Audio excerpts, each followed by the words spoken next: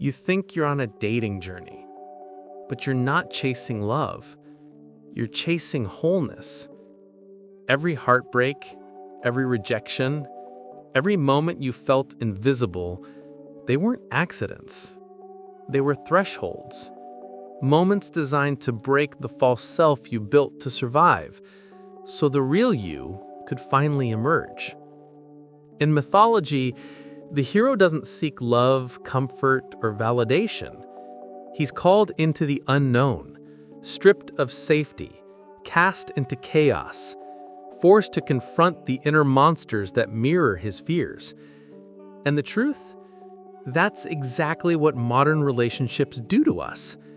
What we call falling in love is often just the soul's clever way of leading us toward our shadow, the unhealed, unseen, unowned parts of ourselves. So before you chase another spark, ask yourself, are you seeking connection or a mirror that forces you to grow? Enter Joseph Campbell, the mythologist who didn't just study stories. He decoded the architecture of transformation itself. For Campbell, myths were never just ancient fables. They were mirrors, reflections of our inner landscapes. Every trial faced by Hercules, every descent of Persephone, every exile of Odysseus, he saw in them the same invisible rhythm pulsing through our own lives, a cycle he called the hero's journey. Campbell mapped it as a series of stages: the call to adventure, the refusal, the descent into darkness, the confrontation with the shadow, the death of the old self, the return with the elixir. But beneath these poetic labels lies a deeply human truth, that growth requires loss, and love demands rebirth. In Campbell's philosophy, the ordinary world is the realm of comfort, identity, and illusion, the life we think we understand. Then something cracks, a loss, a breakup, a betrayal. A quiet moment where the mask slips and we glimpse the truth of who we really are. That rupture is not punishment. It's an invitation, the call to adventure. Most people refuse it. They numb it with routine, chase new distractions, or dive into another relationship hoping to recreate the same old comfort. But those who answer, those who face the ache rather than fleeing it, become the true heroes of their own psyche. The journey isn't glamorous. It's messy, solitary, humbling. You face your own projections, the parts of yourself you've hidden in others. You battle your inner dragons, insecurity, fear of abandonment, the hunger for validation. And slowly, painfully, beautifully, you begin to see that every monster in the cave was really just another version of you, waiting to be integrated. That's what Campbell meant by individuation, not becoming perfect, but becoming whole. It's the psychological alchemy where wounds become wisdom and loss becomes light. You don't return home unchanged. You return with new eyes. You can love again, not from need, but from awareness. And perhaps most strikingly, Campbell never separated myth from modern life. He believed every one of us is living a mythic pattern, even in our texts, our heartbreaks, our morning routines. The lovers who leave us, the ambitions that fail, the silence that follows, these aren't coincidences. They're sacred thresholds. Campbell taught that if you want to find meaning, don't avoid the unknown. Step into it, because the treasure you seek has always been guarded by the dragon you fear to face. And that dragon, it wears your face. Every journey of transformation begins the same way, with a fracture. Something in your world stops fitting, a relationship ends, a dream collapses, a truth you can no longer ignore whispers from beneath the noise. At first you resist. You tell yourself it's fine, that things will return to normal. But the normal you're clinging to isn't home anymore. It's a cage disguised as comfort. This is what Joseph Campbell meant when he said the hero must leave home. Not just physically, but psychologically. You must step beyond the familiar version of yourself, the one that sought validation, that needed approval, that played roles just to be loved. And that departure isn't romantic. It's terrifying. Because stepping away from comfort means confronting everything you buried under it. The shadows of your past relationships. The insecurities you pretended didn't exist. The way you confuse being needed with being valued. The path ahead isn't about winning or getting her back. It's about dying to the version of you who thought worth was something to be earned through performance. Then comes the descent. This is the dark night, where your ego starts to crumble. You feel lost, anxious, stripped bare. You question your choices, your strength, even your identity. This is the psychological underworld, the point in every myth where the hero enters the cave, unsure if they'll make it out alive. But this cave is sacred, because the darkness doesn't destroy you, it introduces you to yourself. Here you meet your inner archetypes, the child who longs to be seen, the lover who fears abandonment, the warrior who has been asleep, the sage who knows that silence is not weakness. Each one holds a fragment of the self you've disowned, the parts you projected onto lovers and enemies alike. The woman who ignored you wasn't just testing you, she was showing you where you abandoned yourself. The rejection wasn't punishment, it was initiation. And that's the paradox of individuation. Your suffering is the portal. What hurts you is what's trying to free you. When you stop running, when you face the shadow head on, something shifts. You realize your validation was never missing, it was misplaced. You stop trying to extract identity from others and begin cultivating it from within. Then comes the return. You emerge from the underworld, not triumphant, but aware. You no longer crave control or chase love from desperation. You understand that connection isn't ownership, it's alignment. You return to the world with an inner calm that others can feel, but can't quite explain. You no longer respond to chaos with panic or to silence with fear. You've stopped needing to prove yourself because you've already met yourself. That's what makes the hero magnetic. Not his victories, but his integration. He carries both his light and shadow with grace. He can hold paradox, strength and softness, solitude and connection, love and detachment without being torn apart by it. And this, Campbell would say, is the secret no one tells you about love and life. You were never chasing a partner, you were chasing wholeness. You were never abandoned, you were being called. The story was never about getting what you wanted. It was about becoming who could handle it.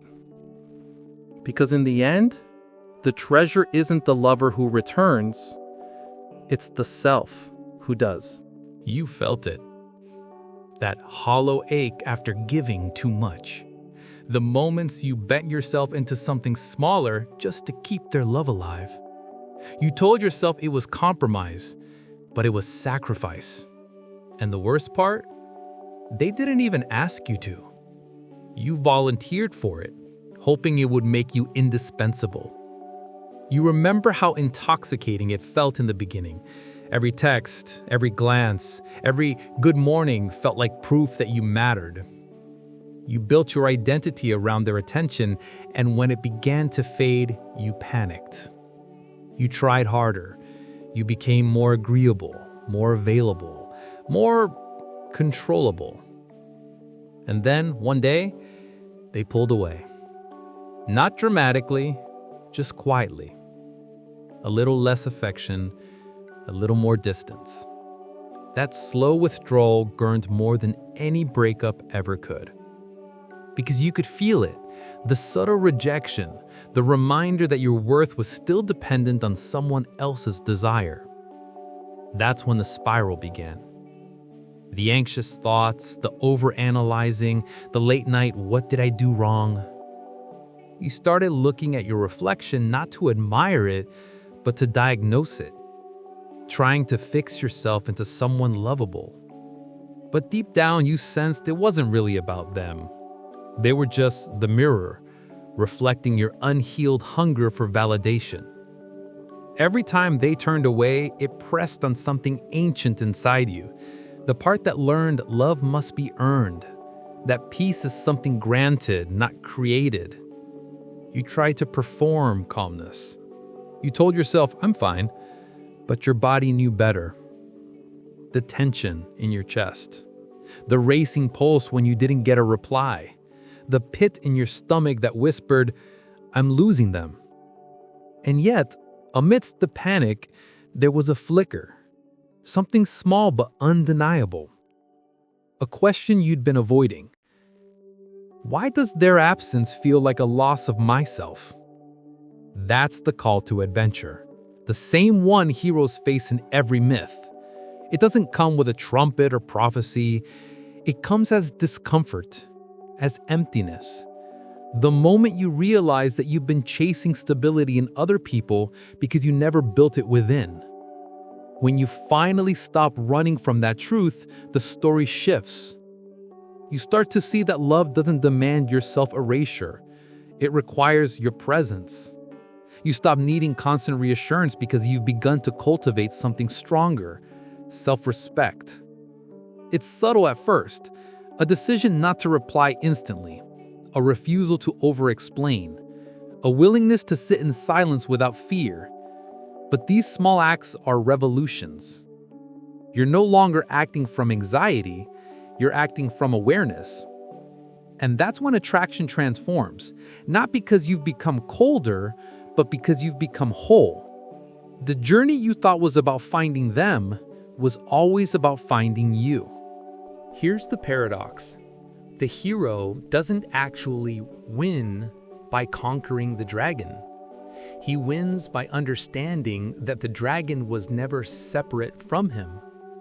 In mythology, the monster represents everything the hero fears, rejects, or represses. It's chaos. It's the shadow.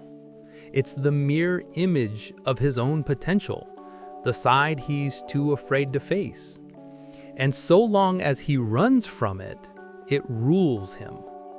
That's what happens in love, too. You think you're fighting them, their distance, their moods, their indifference. But you're really wrestling with your own reflection, your need to be chosen, your terror of being unseen, your habit of abandoning yourself for approval. Kierkegaard called it the dizziness of freedom. Jung called it the confrontation with the shadow.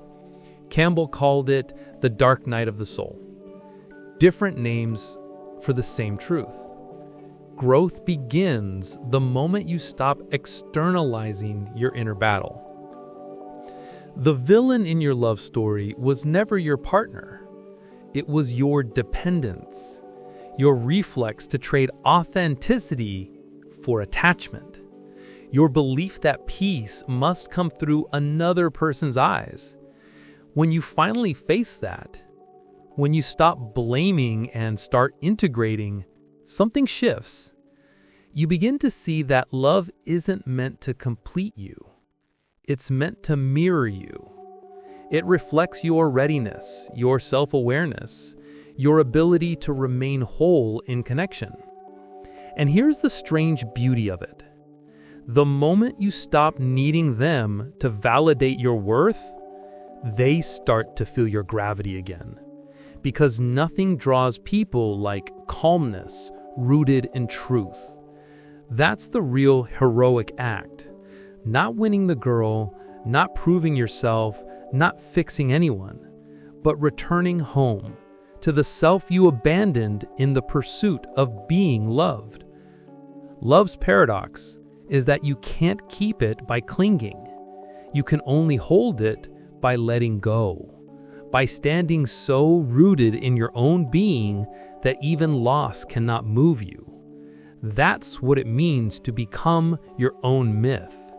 You don't find power, you remember it. So how do you live this journey? Not as a myth, but as a man or woman navigating modern love. It begins with stopping the chase. Not just the chase for a person, but the chase for completion. Every time you think, when they love me, I'll feel enough, you hand over the pen that writes your story.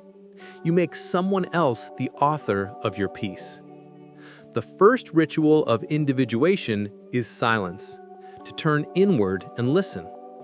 Ask yourself, where am I abandoning myself in the name of connection? Maybe it's agreeing when you want to say no. Maybe it's shrinking to be less intimidating. Maybe it's overgiving, hoping to earn love through sacrifice. Whatever form it takes, your task is to notice it without judgment and reclaim it. Campbell said, "The cave you fear to enter holds the treasure you seek." That cave is solitude. It's not isolation or punishment. It's space. Space to rebuild your center without the noise of needing anyone else to echo it back. When you can sit in your own company without panic, you've already begun the return home. Second, cultivate rituals of integrity. Individuation isn't a concept, it's a daily practice. Set boundaries that reflect your values, not your fears. Don't text just to keep a pulse. Don't explain your worth. Don't negotiate for basic respect. Every act of restraint builds self-respect. And every small decision to act from clarity, not craving, strengthens your inner spine. Third, replace validation with vision. Instead of obsessing over, do they like me? Ask, am I living as the kind of person I admire? Because admiration born from alignment is unshakable. You stop needing to convince anyone of your worth. You embody it. Finally, recognize that love isn't a reward for perfection. It's a reflection of wholeness. The partners you attract at each stage of your evolution are mirrors, some clear, some distorted, all necessary. The ones who leave are part of the initiation. They force you to meet yourself in the empty space they leave behind. And when you face that emptiness, when you've turned it into stillness, into power, something happens. You begin to carry a calm that others can feel before you speak. Your presence becomes your gravity. You no longer chase, you invite. You no longer prove, you embody. That's the real secret of respect, attraction, and peace. They follow those who are already home within themselves. So start today, not by changing them, but by reclaiming the only story that was ever truly yours, your own becoming. That's the quiet revolution of the modern hero. Once you begin walking this inner path, something subtle yet unmistakable changes. The old you was addicted to reaction. Every silence felt like rejection. Every text delay like proof of unworthiness. But the individuated you moves differently. You stop performing for connection. You no longer chase validation because you finally realize it was never theirs to give. Instead of trying to be chosen, you start choosing yourself again and again in the small, invisible moments that define your life. You eat well not to impress, but to honor your body. You speak truth not to win, but to stay in alignment. You rest not out of laziness, but respect for your inner world. There's a quiet power in this version of you. You no longer crumble when someone withdraws. You observe. You no longer overextend to prove your worth. You conserve your energy like it's sacred currency. You stop asking, "What did I do wrong?" and begin asking, "What is this moment teaching me about my path?" The irony is, when you stop trying to keep people, the right ones stay effortlessly. You radiate a stillness that others can feel. You've become magnetic, not because you're louder, but because you're centered. And those who once mistook your calm for weakness now sense its weight. Your silence speaks. Your absence teaches. Your boundaries invite respect without needing explanation. This is the return stage of your hero's journey. Not the triumphant end, but the soft, grounded beginning. You faced your own shadows and found gold in them. Now relationships no longer define you, they reflect you. Each one becomes an echo of your self-awareness, a mirror of your wholeness. The person you were before sought love to feel complete. The person you've become is love, because you've learned to live as your own anchor, your own guide, your own home. And that shift is the real victory. Not conquering another's heart, but returning to your own, wiser, freer, and finally, whole. If you've made it this far, you already sense it. This isn't just about relationships. It's about your awakening. Because the moment you stop chasing completion in someone else, you begin walking the road of your own becoming. This journey isn't loud. It doesn't need applause. It happens in silence, in the pause before reacting, in the breath before over-explaining, in the moment you choose peace over control. The hero's journey isn't some myth. It's the story replaying every time you lose yourself and find your way back. Every heartbreak, every failure, every ending has been preparing you for this exact realization that no one is coming to save you because you are meant to rise yourself. So let this be your call to adventure, not to conquer, but to return. Return to discipline, return to purpose, return to self-respect. If this spoke to something ancient in you, that quiet part that's always known you were meant for more, then don't just scroll away. Share this video with someone who's still asleep in their story. Remind them that the greatest love story begins with the self. And if you're ready to live from that truth, to meet life not as a seeker, but as a sovereign, hit subscribe. Because this journey is only just beginning.